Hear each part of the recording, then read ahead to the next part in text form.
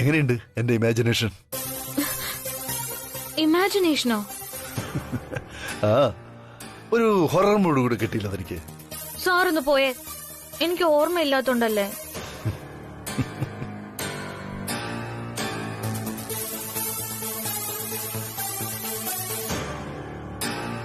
നമ്മുടെ പ്രണയ സാഫല്യ സമയങ്ങൾ ഹൊറർ മൂഡാക്കാതെ തന്നെ ഇങ്ങോട്ടിരുന്ന്.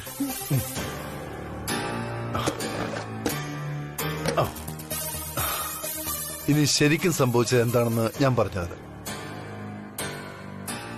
ഉറക്കത്തിൽ എപ്പോഴോ ഉണർന്ന താൻ ഉറങ്ങിക്കിടക്കുന്ന എന്നെ കണ്ടപ്പോ പാവം തോന്നിക്കാണും. എന്തിന്? അതായത് ഈ ശാന്തി മുഹൂർത്തമാവാതെ എനിക്കൊരു ഉമ്മ പോലും തരാത്തതിൽ വിഷമിച്ചു. ആ ഒരു മൂഡിൽ താൻ പോലും അറിയാതെ സ്വപ്നാടനത്തിൽ എന്ന പോലെ എണീറ്റ് നടന്നിവിടെ വന്നിരുന്ന് എനിക്ക് രഹസ്യമായിട്ടൊരു ഉമ്മയും തന്നിട്ട് അറിയാതെ ഉറങ്ങിപ്പോയതാവും. അയ്യടാ, പിന്നെ സ്വപ്നാടനം പോലും നടന്നത് തന്നെ. അതേടോ, ഞാനിപ്പോ പറഞ്ഞതാണ് സത്യം. താൻ വേണമെങ്കിൽ വിശ്വസിച്ചാ മതി. ആ, വിശ്വസിച്ചു പോരെ. അങ്ങനെയെങ്കിൽ ഒരു സംശയം ചോദിച്ചോട്ടെ? എന്തിനാ മോളെ ഞാൻ ഉറങ്ങിക്കിടക്കുമ്പോ രഹസ്യമായിട്ട് ഉമ്മ തരുന്നത്? ദാ ഇപ്പൊ തന്നൂടെ? ചുറ്റി വളഞ്ഞു വന്നപ്പോഴേ എനിക്ക് തോന്നി ഫിനിഷിംഗ് പോയിന്റ് ഇത് തന്നെ ആയിരിക്കുന്നു. എന്റെ പൊന്ന് സാറേ, ഒരു കോളനിയിൽ ജനിച്ചു വളർന്നതുകൊണ്ടാവും ഇങ്ങനത്തെ നമ്പറൊക്കെ കേട്ടാലേ എനിക്ക് അപ്പൊ തന്നെ മനസ്സിലാവും. അതുകൊണ്ട് എന്റെ പൊന്നുമോൻ എണീറ്റ് ഫ്രഷ് ആവാൻ നോക്ക്. എങ്കിലേ ചൂടോടെ ഒരു ഉമ്മ കിട്ടിയാൽ ഞാൻ അപ്പ ഫ്രഷ് ആവും. ഇവിടെ വന്നു കയറിയപ്പോ മുതല് ഞാൻ ഏറ്റവും കൂടുതൽ കേൾക്കുന്ന വാക്കാ ഇത്. ശാന്തി മുഹൂർത്താവാതെ ആ വാക്ക് ഈ വീട്ടില് കേട്ടുപോരുത്. ഓ, അപ്പോഴേക്കും പിണങ്ങിയോ? എന്നോട് ചൂടോട് ചോദിച്ചത് കിട്ടിയില്ലെങ്കിലും താഴെ പോയി സുകന്യോട് ചൂടോടൊരു ചായ ചോദിച്ചാ അത് കിട്ടും. വേഗം എണീറ്റ് താഴേക്ക് ചെല്ല്, അപ്പോഴേക്കും ഞാനൊന്ന് ഫ്രഷ് ആവട്ടെ. നമുക്ക് ഹോസ്പിറ്റലിലോട്ട് പോവാം. കമാ. അയ്യോ ചേട്ടായി, അത് തന്നെയാ ഞാൻ അമ്മയോട് പറഞ്ഞോണ്ടിരുന്നത്. ഇത് കണ്ടില്ലേ, ഇത്രേ ഉള്ളൂ. I M okay, perfectly okay. എനിക്കൊരു കുഴപ്പമില്ല, എനിക്കൊരു കുഴപ്പമില്ല. ഞാൻ പോയി ഒന്ന് ഫ്രഷ് ആയിട്ട് വരാം. പിന്നെ ചേട്ടായി, ഈ കാര്യം രേഖയോട് പറയല്ലേ. എന്റെ ഈ ജോഗിങ്ങിന്റെ കാര്യത്തിൽ ഒരു തീരുമാനമാവും, അതുകൊണ്ടാ. സർ, സർ, രാവിലെ മുതൽ ഈ വീടിന്റെ പരിസരത്ത് ഒരു കാർ കിടക്കുന്നുണ്ടായിരുന്നോ?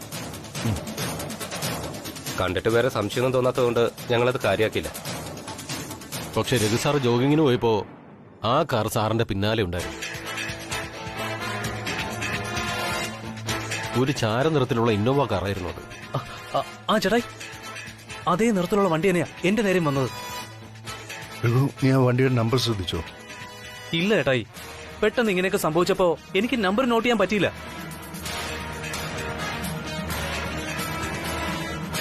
പിന്നെ അപ്പൊ ഞാൻ അത്ര കാര്യമാക്കിയതുമില്ല. രഘു, നീ പോയി ഫ്രഷ് ആയിക്കോ. ടി എടുക്കാൻ മറക്കണ്ട. ശരി ചേട്ടായി. നമ്മുടെ വീടിന്റെ പരിസരത്ത് നിങ്ങൾ കണ്ടുവെന്ന് പറയുന്ന ആ കാറിന്റെ നമ്പർ നിങ്ങൾ നോട്ട് ചെയ്തിരുന്നു? Yes sir. ഡൽഹി രജിസ്ട്രേഷൻ ആയിരുന്നു. നമുക്ക് പുറത്തുനിന്ന് സംസാരിക്കാം. വാ. Okay sir. രവി,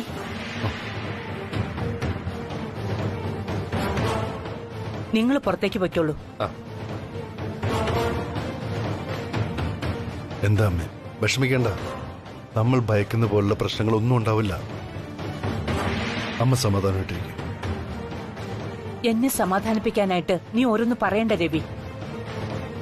ഇപ്പൊ ഇവിടെ നടക്കുന്നത് എന്തൊക്കെയാണെന്ന് എനിക്കറിയാം. ഇതുവരെ നടക്കാത്ത സംഭവങ്ങൾ നമ്മുടെ ഈ വീട്ടിൽ നടക്കുന്നതിന്റെ പിന്നിൽ ആരാണെന്നും എനിക്കറിയാം. അമ്മ എന്തൊക്കെയാ പറയുന്നത്? ആരുടെ പിന്നിൽ നിന്നാ? അങ്ങനൊന്നുമില്ല. ഉണ്ട് രവി.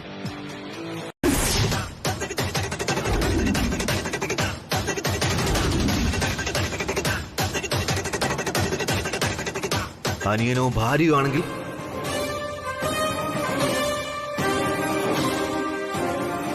നിന്റെ ഭാര്യ ശ്രീലക്ഷ്മി തന്നെയാണെങ്കിൽ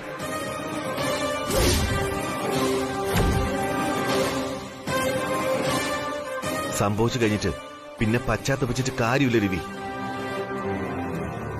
ഞാനും എന്റെ ആളുകളും എപ്പോഴും കൂടെ ഉണ്ടാവും. പക്ഷേ അവൻ ഏത് രീതിയിലാണ് അറ്റാക്ക് ചെയ്യുന്നതെന്ന് പ്രിഡിക്ട് ചെയ്യാൻ പറ്റാത്തത് കൊണ്ടാ ഞാൻ വീട് മാറുന്നതിനെ കുറിച്ച് പറയുന്നത്. ഇപ്പോഴത്തെ നിന്റെ ഒരു തീരുമാനം വളരെ നല്ലതാണ്. നിന്നെ വിശ്വസിച്ചതുകൊണ്ട് മാത്രം വേറൊരാളുടെയും ജീവൻ പോകാൻ ഇടയാവരുത് രവി. ഇന്നത്തെ നിന്റെ തീരുമാനം നാളെ നിനക്ക് മുന്നോട്ട് കുതിക്കാനുള്ള ബലമായി മാറുകയുള്ളൂ.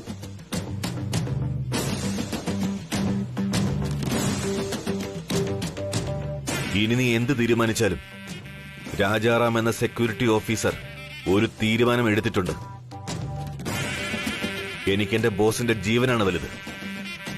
അതിലൊരു കോംപ്രമൈസ് ചെയ്യാനും ഞാൻ ഉദ്ദേശിക്കുന്നില്ല. Better you make a good decision, but it should be right.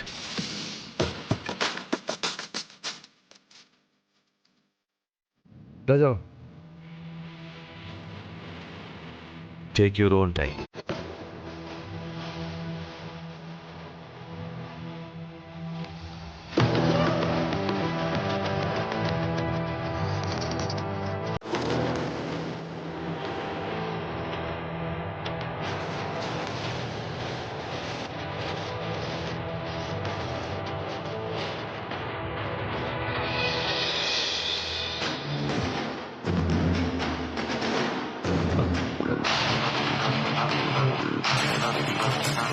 Raghu sir പറഞ്ഞ പോലെ രേഖ മാഡത്തിന് ഫീവറോ മറ്റു കുഴപ്പങ്ങളോ ഒന്നുമില്ല. അപ്പൊ പിന്നെ ഇങ്ങനെ സംഭവിക്കാൻ മാത്രം എന്തു പറ്റി ഡോക്ടർ? 2 ദിവസം മുൻപ് രാത്രി രേഖ മാഡം എന്തോ കണ്ട് പേടിച്ചു എന്നല്ലേ പറഞ്ഞത്? ആ, അതിനെ കുറിച്ചുള്ള ചിന്തകൾ കാരണമുള്ള ചെറിയ സ്ട്രെസ്, അത്രേ ഉള്ളൂ. Nothing much to worry on this. പക്ഷെ ഡോക്ടർ, രാവിലെ രേഖ വല്ലാതെ വിറയ്ക്കുന്നുണ്ടായിരുന്നു. എന്തോ കണ്ട് പേടിച്ചതുപോലെയായിരുന്നു ഭാവമൊക്കെ. ആരെയും അടുത്തേക്ക് അടുപ്പിച്ചില്ല, ഈ എന്നെ പോലും. ശ്രീലക്ഷ്മി എങ്ങനൊരു ഡൗട്ട് പറഞ്ഞത്.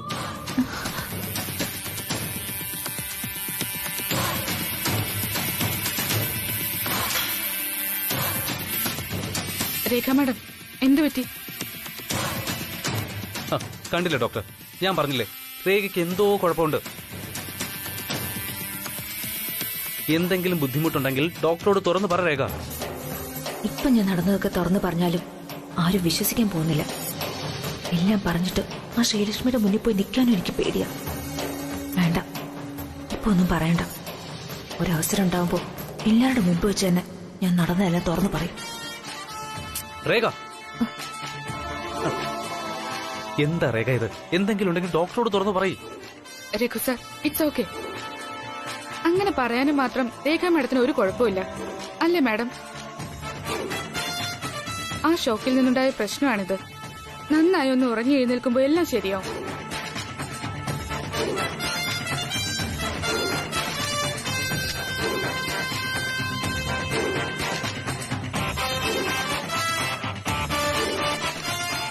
ദാ 3 ദിവസത്തേക്കുള്ള ടാബ്ലറ്റ്സ് ഉണ്ട്. പുറത്തുനിന്ന് വാങ്ങണം. വീണ്ടും എന്തെങ്കിലും ബുദ്ധിമുട്ടുണ്ടായ എന്നെ വിളിച്ചാൽ മതി.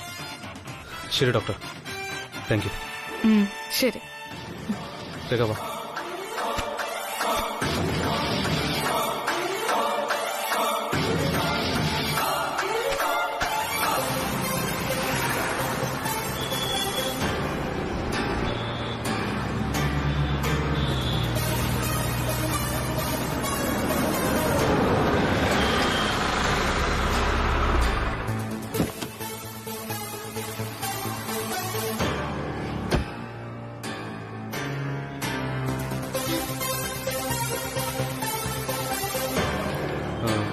ഈ മരുന്നുണ്ടോ?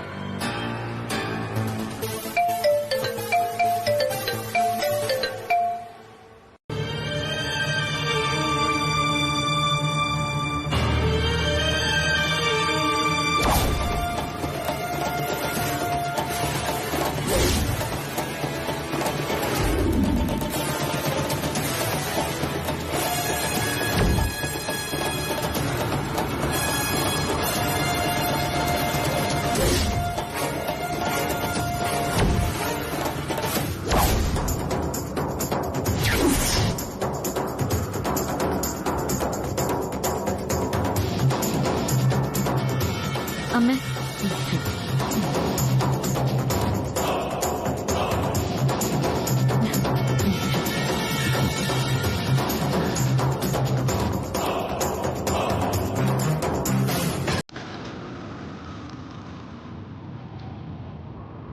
രേഖ മാഡം പാല്.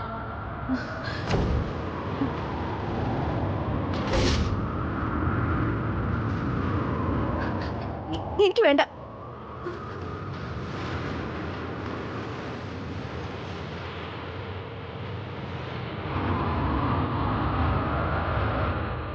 രേഖയ്ക്ക് ഇതെന്തു പറ്റി? അതമ്മേ വേറൊന്നുമല്ല, രേഖയുടെ ഫോൺ എന്തോ കംപ്ലൈൻ്റ് ആയി. ഹോസ്പിറ്റലിലേക്ക് പോകുന്ന വഴി അത് റിപ്പയർ ചെയ്ത് വാങ്ങണമെന്നും പറഞ്ഞിരുന്നു. എനിക്ക് സമയം കിട്ടിയില്ല. പിന്നെ ഞാനാണെങ്കിൽ ഈ തിരക്കിനിടയിൽ മറന്നും പോയി. അതെന്താണെന്ന് വെച്ചാൽ വേഗം ശരിയാക്കി കൊടുക്ക്, അല്ലെങ്കിൽ പുതിയ ഒരെണ്ണം വാങ്ങിക്കൊടുക്ക്. ഇല്ലെങ്കിൽ അത് മതി ഇവിടെ കോലാഹലം ഉണ്ടാകാൻ. പുതിയത് വേണ്ട, അത് തന്നെ വേണമെന്നുള്ള വാശിയില്ല രേഖ. അതിലെന്തോ ഇമ്പോർട്ടൻറ്റ് ഡേറ്റ് ഉണ്ടെന്നാണ് പറയുന്നത്.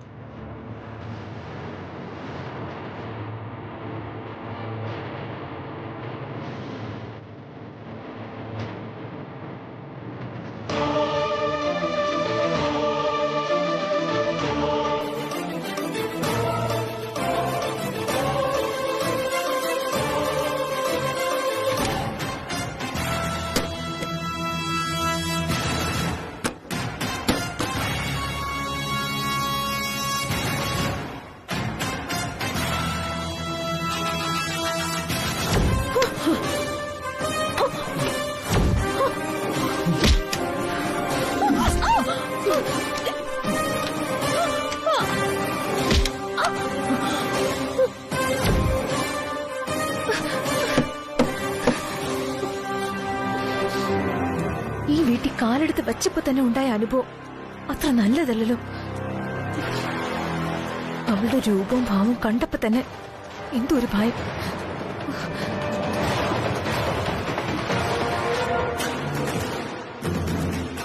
ശ്രീലക്ഷ്മി ഈ കുടുംബത്തിലേക്ക് വരണമെന്ന് ഏറ്റവും കൂടുതൽ ആഗ്രഹിച്ചല്ലോ ഒരാളാണ് ഞാൻ.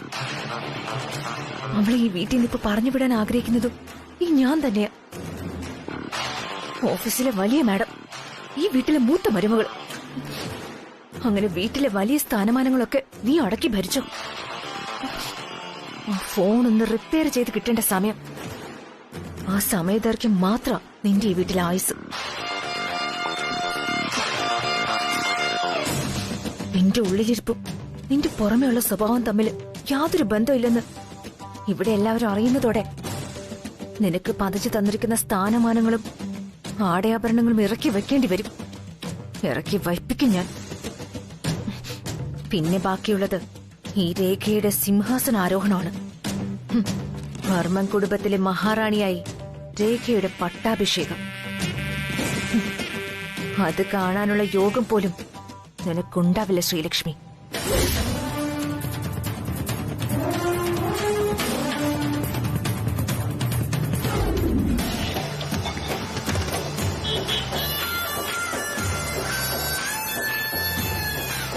നോക്കൂ, രാജനന്ദിനി വിലാസം പോലെ അല്ല ഇപ്പോഴത്തെ വീട്. അവിടെ സേഫ്റ്റിക്ക് ഒരു കുറവും ഉണ്ടാവരുത്.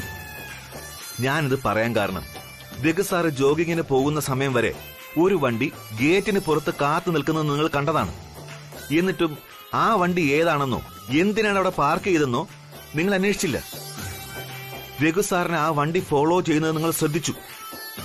ഒടുവിൽ ആരുടെയോ ഭാഗ്യത്തിന് രഘു സാറിന്റെ ജീവൻ തിരിച്ചു കിട്ടിയതിന് ശേഷമാണ് നിങ്ങൾ ഇൻഫർമേഷൻ ഞങ്ങൾക്ക് പാസ് ചെയ്തത്.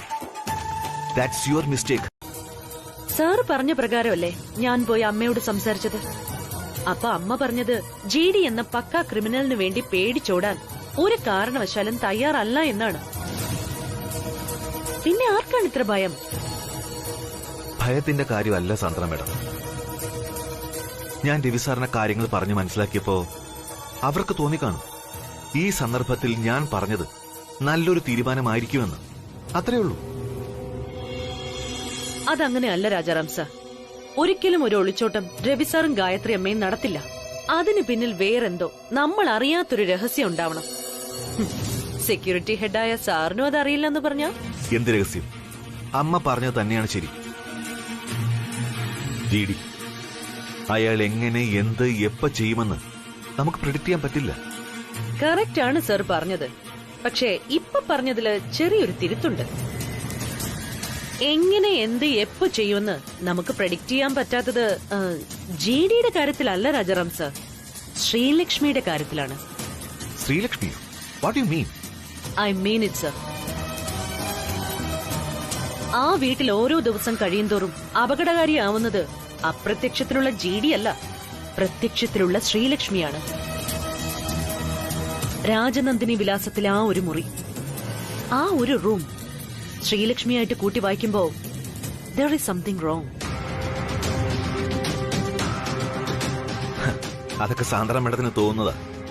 ഒരിക്കലും ശ്രീലക്ഷ്മി മേഡത്തിന്റെ പ്രോബ്ലം കൊണ്ടല്ല ഈ വീട് മാറിയത്. ഞാൻ അങ്ങനെ തറപ്പിച്ച് പറയാൻ കാരണം പുതിയ വീട്ടിലും അതേ റൂം ക്രിയേറ്റ് ചെയ്തിട്ടുണ്ട്. ശ്രീലക്ഷ്മി മേഡത്തിന് ആ റൂമുമായി പ്രശ്നമുണ്ടെങ്കിൽ രവി സാർ ഒരിക്കലും അത് ചെയ്യില്ല. രവി സാർ ഓൾറെഡി രാജനന്ദിനി മാഡത്തിന്റെ ഫോട്ടോയും സ്വർണ്ണാഭരണങ്ങളും ആ മുറിയിലേക്ക് മാറ്റിക്കഴിഞ്ഞു. അതുകൊണ്ട് എനിക്ക് തോന്നുന്നത് രാജനന്ദിനി വിലാസത്തിലെ ആ സീക്രട്ട് റൂമിന്റേതായ ഒരു പ്രശ്നവും വർമ്മൻ വില്ലയിൽ ഉണ്ടാവില്ല എന്നതാണ്.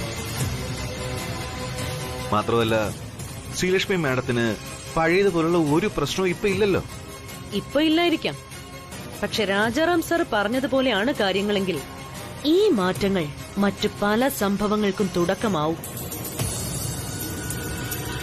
ഒന്നുകിൽ മുന്നിലെ ശക്തി ജിഡിയെ പ്രതിരോധിക്കാൻ എല്ലാവരും ആ വീട്ടിലേക്ക് പോയി, അല്ലെങ്കിൽ പിന്നിലെ അജ്ഞാത ശക്തി അവരെ ആ വീട്ടിലേക്ക് എത്തിച്ചു. ഞാനീ പറഞ്ഞതിൽ ആദ്യത്തേതാണെങ്കിൽ no problem, but if it's the second one, be more careful. കണ്ടതിലോ കേട്ടതിലോ അനുഭവിച്ചതിലോ കൂടുതൽ എന്തോ വരാനിരിക്കുന്നത് പോലെ എന്റെ മനസ്സ് പറയുന്നു രാജാറാം സർ. ഇത് ഞാൻ എപ്പോഴാ എഴുതിയത്? എത്ര ആലോചിച്ചിട്ട് ഓർമ്മ കിട്ടുന്നില്ലല്ലോ. ശരിക്കും ഞാനിത് എന്തിനാ ഇങ്ങനെ എഴുതി വച്ചിരിക്കുന്നത്?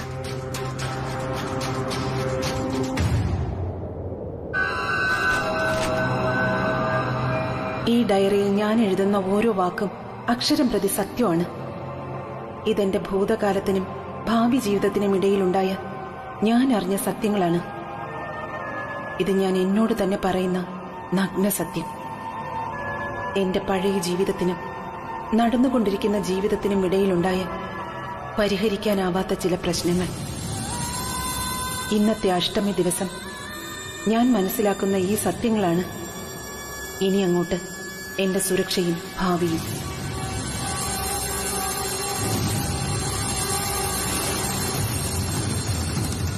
ഓരോ മനുഷ്യജന്മത്തിനും ഒരു കാരണവും ലക്ഷ്യവുമുണ്ട്.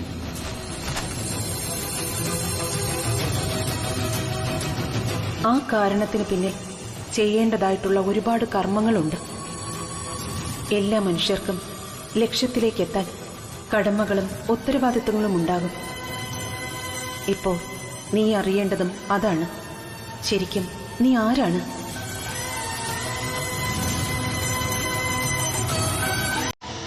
നിന്റെ ജന്മകാരണം എന്താണ്?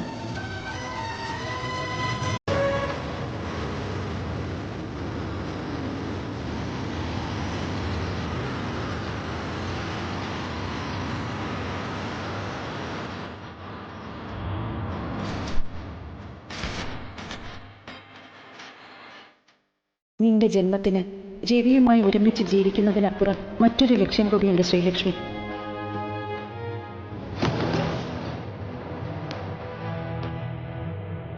എന്റെ ജീവിതത്തിൽ സംഭവിച്ചതും ഇനി നിന്റെ ജീവിതത്തിൽ സംഭവിക്കാൻ സാധ്യതയുള്ളതുമായ കാര്യങ്ങളെ ഇപ്പോഴേ മനസ്സിലാക്കി അതിനെതിരെ പോരാടി വിജയത്തിലെത്തണം.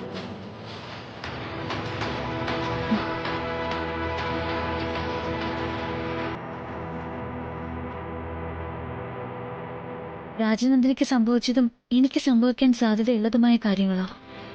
അതെന്താ? ഇപ്പൊ ശ്രീലക്ഷ്മിക്കുണ്ടായ ഒരുപാട് സംശയങ്ങൾക്കുള്ള മറുപടിയാണ് ഈ ഡയറി. ഈ ഡയറി വായിച്ചു കഴിയുമ്പോൾ മനസ്സിലുള്ള അവ്യക്തതകൾ എല്ലാം വ്യക്തമായി നിന്റെ മുന്നിൽ തെളിയും. എന്നെ ഈ ഭൂമിയിൽ നിന്നും പറഞ്ഞു വിട്ടവരെ നിന്നിലൂടെ വേണം കണ്ടെത്താൻ. എന്നിട്ട് അവരുടെ മുഖം മൂടി വലിച്ചു കീറി പൊതുസമൂഹത്തിൽ വിചാരണ ചെയ്യണം. എൻ്റെ ബന്ധുക്കളോട്, എന്നെ അറിയാവുന്നവരോട്, അതിനെല്ലാം അപ്പുറം എൻ്റെ രവിയോട് സംഭവിച്ച സത്യാവസ്ഥകളെല്ലാം എന്നെ പ്രതിനിധീകരിച്ച് നീ പറയണം. പക്ഷേ അതിലേക്കുള്ള അന്വേഷണങ്ങൾക്കിടയിൽ എന്നെപ്പോലെ നീയും കൊല ചെയ്യപ്പെട്ടേക്കാം.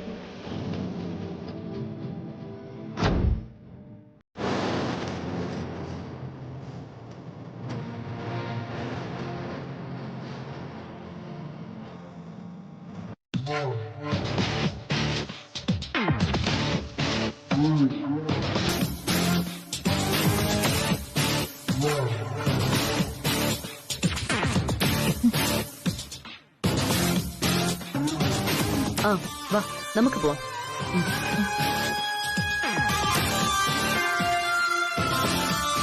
സിബി, ആ ലൈറ്റ് ഒന്ന് റെഡിയാക്കാം.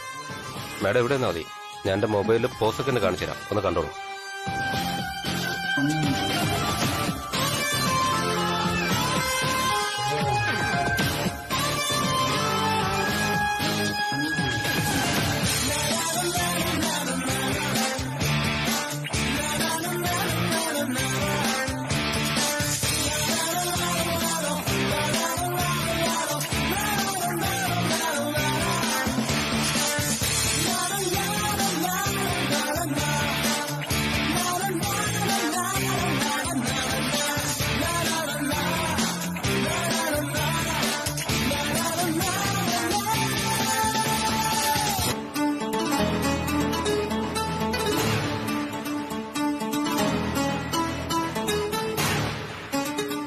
സാന്ദ്ര മാഡം ഇരിക്കണം.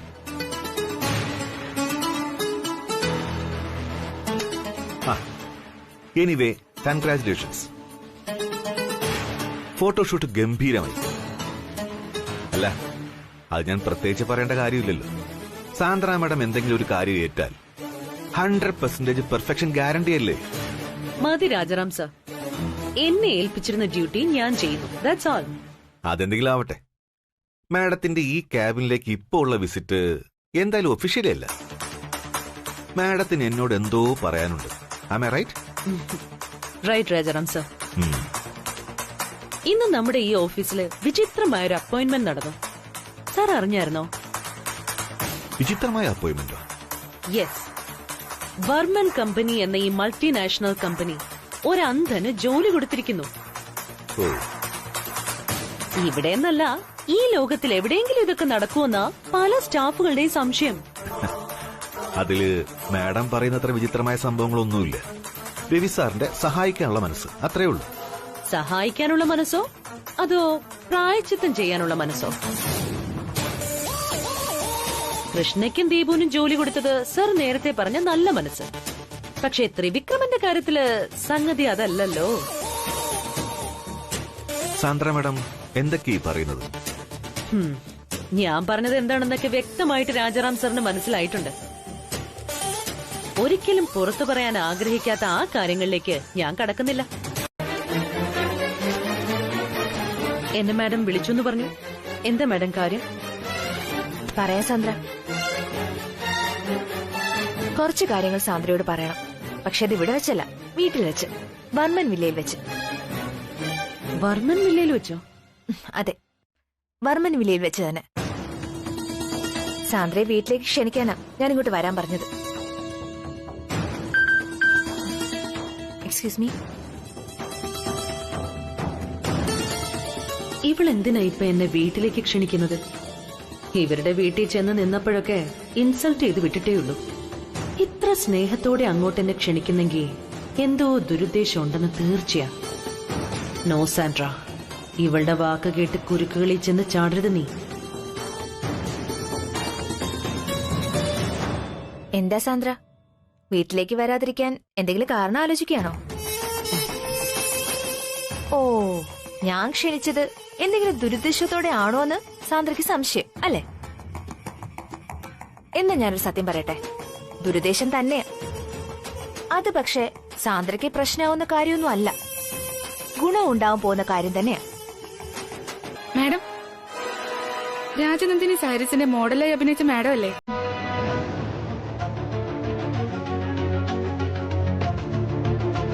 ദേ,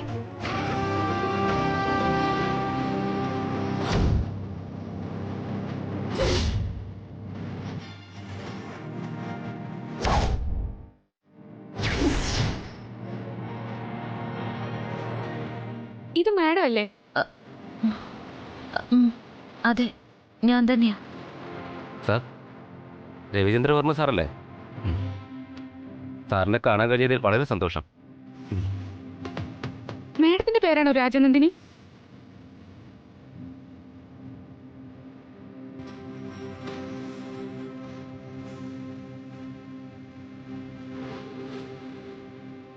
ആ അതെ.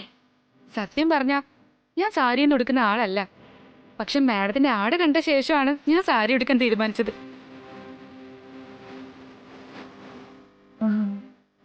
സർ, ഒരു മിനിറ്റ്. സത്യം പറയാലോ സർ, രാജനന്ദിനി എന്ന പേര് പോലെ തന്നെ ഒരു രാജപ്രൗഢിയുണ്ട് എല്ലാ ഡിസൈനിലും.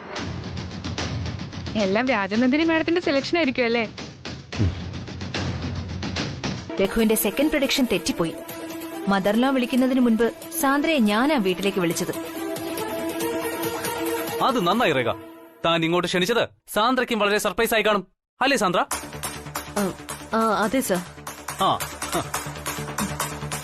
സാന്ദ്രയെ വിളിച്ചു വരുത്തി ഇവിടുത്തെ സാഹചര്യങ്ങളെല്ലാം കാണിച്ചു കൊടുക്കേണ്ടത് എന്റെ ആവശ്യമാണല്ലോ.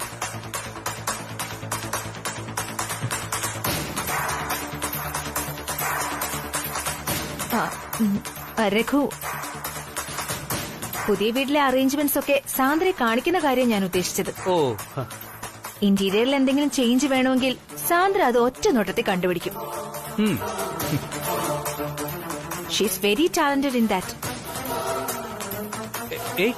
താൻ തന്നെയാണോ ഇതൊക്കെ പറയുന്നത്?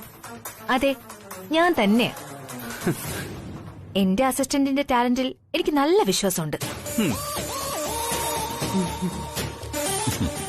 രഘു വേണമെങ്കിൽ നോക്കിക്കോ, ഇവിടെ നടക്കാൻ പോകുന്ന നല്ല ചേഞ്ചസ് സാന്ദ്ര തന്നെ നടത്തി തരും. അല്ലേ സാന്ദ്ര? ഓ ഗുഡ്. ആ, അതൊക്കെ ഇവിടെ നിൽക്കട്ടെ. രഘു ആദ്യം എന്റെ ഫോണിങ് എടുക്ക്. അതിന് ഫോൺ റിപ്പയർ ചെയ്ത് കിട്ടിയില്ലല്ലോ. എന്താ രഘു ഇത്? ഞാൻ പറഞ്ഞതല്ലേ ഫോൺ എനിക്ക് അത്യാവശ്യമായിട്ട് വേണമെന്ന്. എടോ, ഫോൺ റിപ്പയർ ചെയ്യാൻ കുറച്ച് സമയം പിടിക്കും, അതല്ലേ? രഘുവിന് പറ്റില്ലെങ്കിൽ അത് പറയും, ഞാൻ പോയി റിപ്പയർ ചെയ്ത് കൊണ്ടുവരാം. വെറുതെ മനുഷ്യനെ. എന്റെ പൊന്നു രേഖ, താൻ പറയുന്നൊന്നും മനസ്സിലാക്ക്. രഘു കൂടുതലൊന്നും പറയണ്ട. തുടങ്ങിയോ രണ്ടാളും കൊച്ചുകുട്ടികളെ പോലെ? ഒരു ഫോണിന് വേണ്ടി ഇത്രയും ആർഗ്യുമെന്റിന്റെ ആവശ്യം എന്താ രേഖ? അങ്ങനെ പറഞ്ഞു കൊടുക്കമേ. എന്തിനാ ആ ഫോൺ തന്നെ വേണമെന്ന് രേഖ വാശി പിടിക്കുന്നത്? എന്താ അതിലുള്ളത്? മാത്രല്ലോ, അത് പുതിയ പ്രോജക്ട്സിന്റെ ഡേറ്റാസ് മുഴുവൻ ആ ഫോണിലാ. ഇനി അതൊക്കെ വീണ്ടും ആദ്യം മുതൽ ചെയ്താ ഒരുപാട് ടൈം വേസ്റ്റ് ആവും. അതുകൊണ്ടാ. പറ്റും.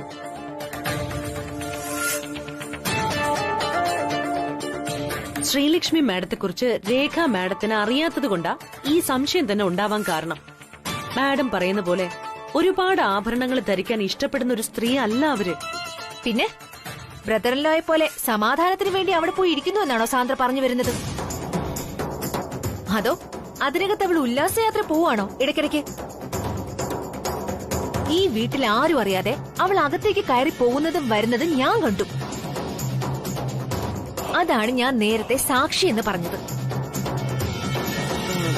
മാഡം ഈ പറയുന്നത് സത്യമാണെന്ന് തന്നെ ഇരിക്കട്ടെ, ഇതിവിടെ ആരെങ്കിലും വിശ്വസിക്കൂ? പ്രത്യേകിച്ചും മാഡം പറയുമ്പോ. വിശ്വസിക്കും. പറയാനല്ല ഞാൻ പോകുന്നത്, കാണിക്കാനാ. കാണുന്നതിനപ്പുറം ഒരു തെളിവില്ലെന്നല്ലേ പറയുന്നത്? മാഡം എന്താ കാണിക്കാൻ പോകുന്നത്?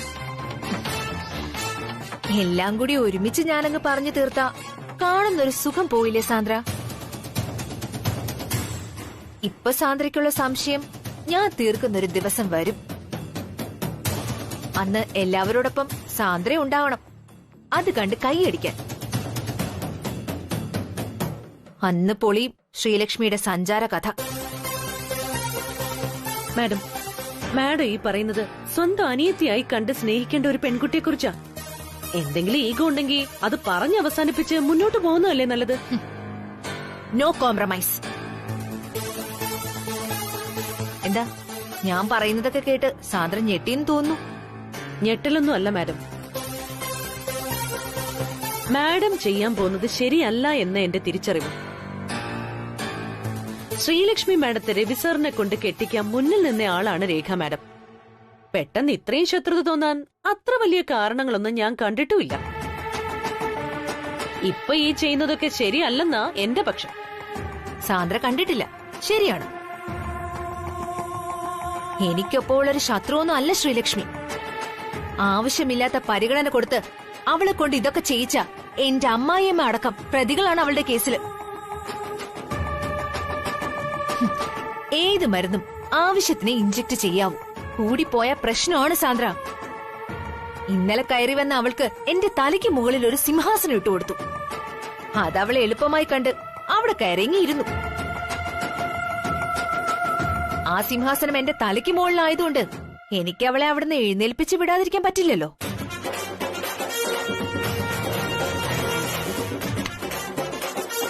പിന്നെ ഞാൻ ചെയ്യാൻ പോകുന്ന കാര്യങ്ങളൊക്കെ സാന്ദ്രയുടെ അടുത്ത് പറയുന്നത് സാന്ദ്ര എന്റെ ഭയങ്കര ഫ്രണ്ട് ആയതുകൊണ്ടൊന്നുമല്ല, അഭിപ്രായം അറിയാനുമല്ല. ഇനി അഥവാ സാന്ദ്രയ്ക്ക് ഇത് ശ്രീലക്ഷ്മിയോട് പറയണമെന്ന് തോന്നിയ വള്ളി പുള്ളി തെറ്റാതെ പറഞ്ഞു കൊടുക്കാൻ വേണ്ടി തന്നെ. അപ്പൊ ഗുഡ് നൈറ്റ് സാന്ദ്ര.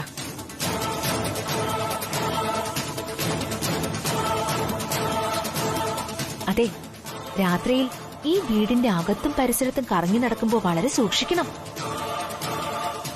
മാടനും മർദ്ദയൊക്കെ ഈ വീട്ടിൽ തന്നെയുണ്ട്. അവരുടെ വരത്തുപോക്ക് സമയത്ത് വഴിയിലൊന്നും സാന്ദ്ര കയറി നിന്നേക്കരുത്. മർദ്ദ ഇറങ്ങുന്ന സമയമായിട്ടുണ്ട്. സാന്ദ്രയ്ക്ക് ഭാഗ്യമുണ്ടെങ്കിൽ ഇന്ന് രാത്രി അവരെ നേരിട്ട് കാണാം.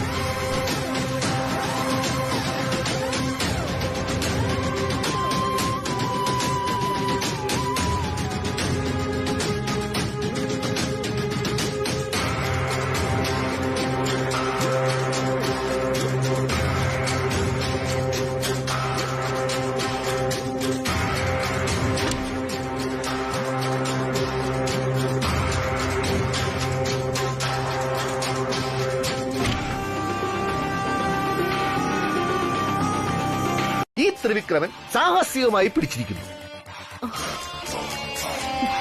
കള്ളൻ? അതെ, എന്റെ ഒരു ഊഹം വെച്ച് നല്ല പൊക്കമുള്ള ഒരുത്തനാ. എന്നെ പറ്റിച്ച് കടക്കാൻ അവനൊരു ശ്രമം നടത്തി. ഞാൻ ആരാ മോൻ? എന്നിട്ട് എവിടെ? അവിടെ ആ റൂമിൽ പൂട്ടിയിട്ടിരിക്കുക.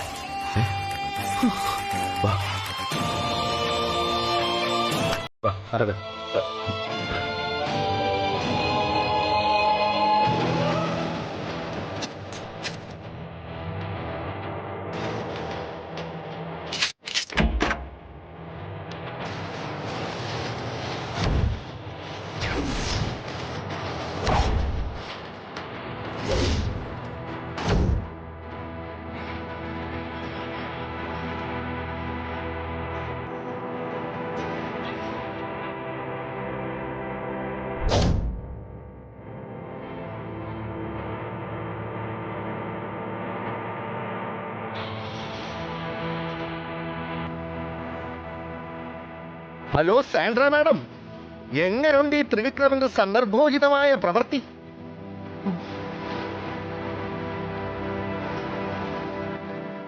കാഴ്ചയും കണ്ടോണ്ട് നിൽക്കാതെ പോയി കറണ്ട് ശരിയാക്കണം. ശരി മാഡം. വരൂ.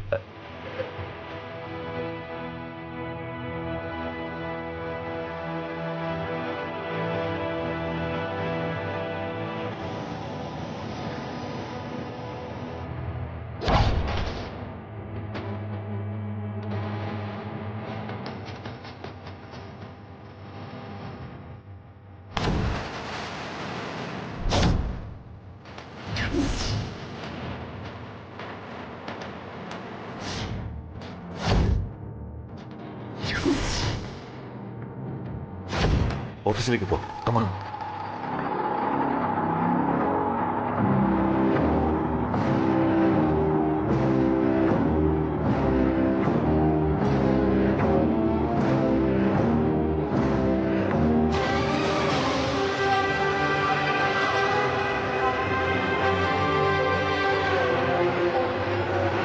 രാജാ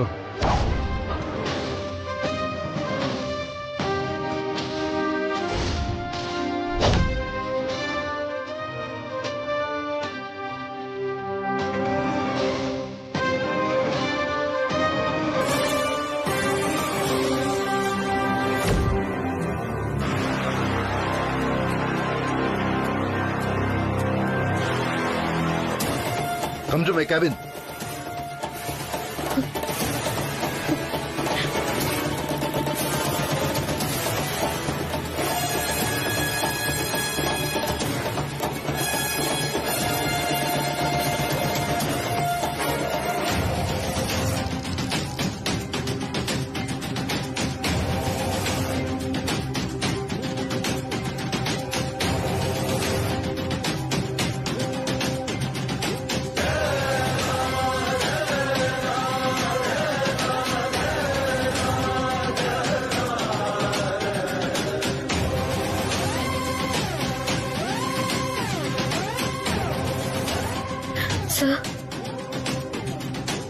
താൻ എന്തൊക്കെയാ ചെയ്യുന്നത് ശ്രീലക്ഷ്മി? എനിക്കൊന്നും മനസ്സിലാവുന്നില്ല. ഈ അർദ്ധരാത്രിയിൽ താൻ എന്തിനാ ഓഫീസിൽ വന്നത്? അത് ഒറ്റയ്ക്ക്?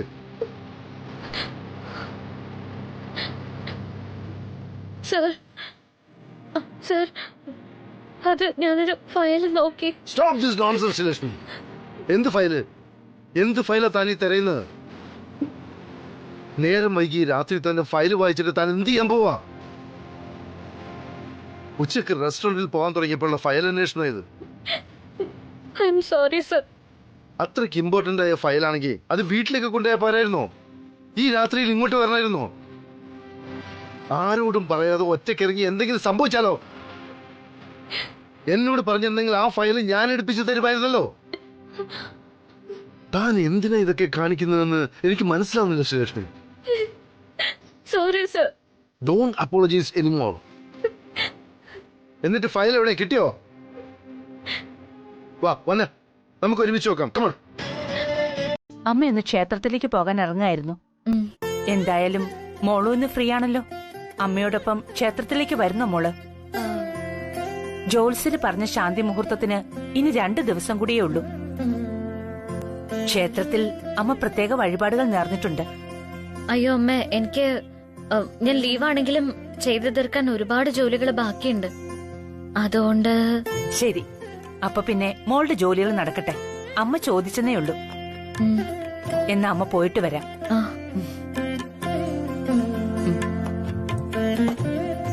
ശരി മോളെ. അമ്മേ. എന്താ മോളെ? അമ്മയൊന്നും വിചാരിക്കില്ലെങ്കിൽ ഞാൻ അമ്മയോട് ഒരു കാര്യം ചോദിച്ചോട്ടെ? എന്നോട് എന്തെങ്കിലും ചോദിക്കാൻ ശ്രീലക്ഷ്മിക്ക് ഇങ്ങനെ ഒരു മുഖവരയുടെയോ അനുവാദത്തിന്റെയോ ആവശ്യമുണ്ടോ? എന്തായാലും മോൾക്ക് അമ്മയോട് ചോദിക്കാം. സരോജത്തിനോട് എന്തെങ്കിലും ചോദിക്കാനുണ്ടെങ്കിൽ മോൾ ഇങ്ങനെ ചോദിക്കുവോ? ഇല്ലല്ലോ. അയ്യോ അമ്മ, ഞാൻ അങ്ങനൊന്നും വിചാരിച്ചല്ല. ഞാനത് ചോദിച്ചാ അമ്മയ്ക്ക് ചിലപ്പോ എന്നോട് ദേഷ്യം വരുമോ എന്ന് ഭയന്നാ ഞാൻ. എന്തിനാ ദേഷ്യം വരുന്നേ? മോള് ധൈര്യമായിട്ട് ചോദിച്ചോ. അമ്മേ, അത് എനിക്ക് ചോദിക്കാനുള്ളത് രാജനന്ദിനെ കുറിച്ചാ.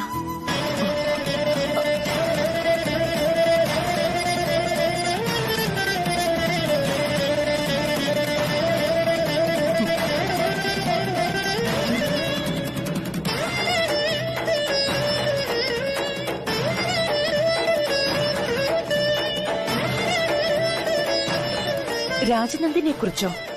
അയ്യോ അമ്മേ, അങ്ങനെ ഡീറ്റെയിൽ ആയിട്ട് അറിയണമെന്നൊന്നുമില്ല. ആദ്യമായി രാജനന്ദിനി ഇന്ന് കേട്ടപ്പോ മുതല് ഉള്ളൊരു ആഗ്രഹമാണ്. എനിക്ക് രാജനന്ദിനി എങ്ങനെയായിരുന്നു എന്ന് കാണാനൊരാഗ്രഹം, അത്രേ ഉള്ളൂ. എന്തു പറ്റി മോളെ?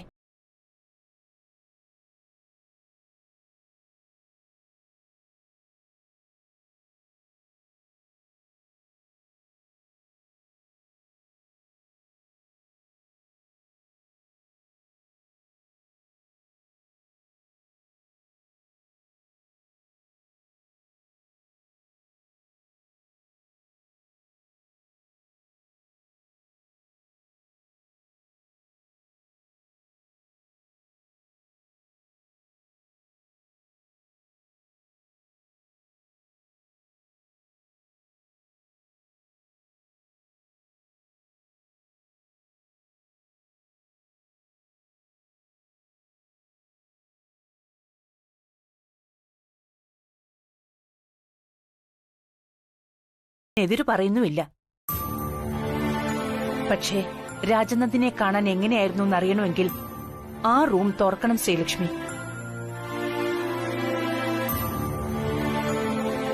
മോൾക്ക് കാര്യങ്ങളെല്ലാം നന്നായി അറിയാവുന്നതല്ലേ? ആ മുറി തുറക്കാനുള്ള അനുവാദം എനിക്ക് പോലും രവി തന്നിട്ടില്ല. അമ്മേ, റൂമൊന്നും തുറക്കണ്ട. അല്ല, അമ്മയുടെ കയ്യിൽ പഴയ ഫോട്ടോ വല്ലതും ഉണ്ടോന്ന് അറിയാൻ ഞാൻ ചോദിച്ചെന്നേ ഉള്ളൂ. എന്റെ കയ്യിൽ ഫോട്ടോ ഒന്നും ഇല്ല മോളെ. കാരണം ഞങ്ങൾ ആരും ഓർക്കാൻ ഇഷ്ടപ്പെടാത്ത കാര്യങ്ങളാ അതൊക്കെ.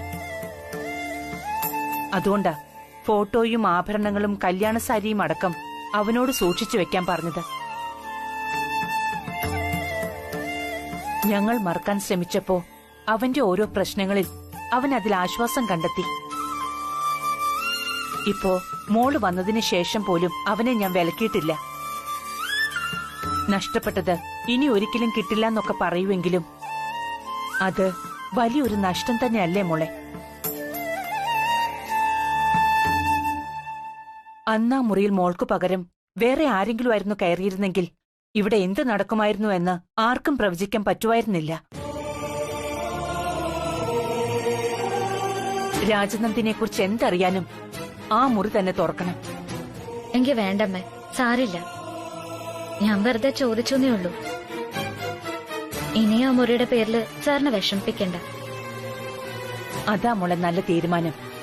മോൾക്ക് വിഷമാവൂന്ന് കരുതി ഞാൻ പറഞ്ഞില്ലാന്നേ ഉള്ളൂ.